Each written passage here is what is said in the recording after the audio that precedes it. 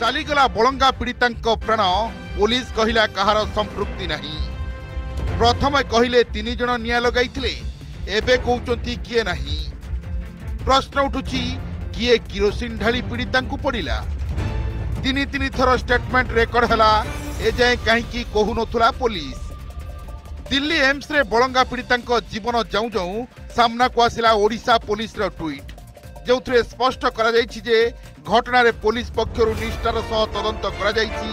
तदंत शेष पर्याय रे पहुंची सारिछि। एजाए तदंत अनुଯାयी अन्य कोनोसी व्यक्ति संपृक्ति नथिबा स्पष्ट होईछि। एभली दुखद मुहूर्त रे कोनोसी संवेदनशील मंतव्य दियंतु नाही बोली social media X ray Odisha police निवेदन करिछि। तेबे प्रश्न उठुछि जदि घटना रे कोनोसी व्यक्ति संपृक्ति नाही पीड़िता पड़िले केमिति? किरोसिन ढाली किए निया लगाइला? पुलिस जदि सबू जानिथिला पीड़िता मरिबा जाए अपेक्षा करिथिला काहेकि? बालेश्वर परे बलंगा नियारे पोड़ी होई युवतींको जीवन जीवा परे आईन श्रृंखला व्यवस्था को नहीं राज्य सरकार को घेरिछंती विरोधी। काठगड़ा को टाणिछंती सरकार को। 7 दिन भितर अभियुक्तों को गिरफ करा न गले पुलिस डीजी ऑफिस घेरिबा को अंटा भिड़ी कांग्रेस। सेपटे बीजेडी कहिछि पीड़िता को तुरंत 2 कोटी टंकार क्षतिपूरण दिया जाऊ।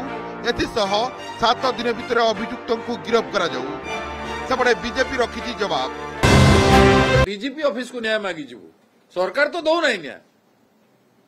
डीजीपी सबू जानी थिबे पुलिस सबू जानी छी आमे तांकु न्याय मागी जीवु। 7 दिन परे आमे डीजीपी कार्यालय कहछु।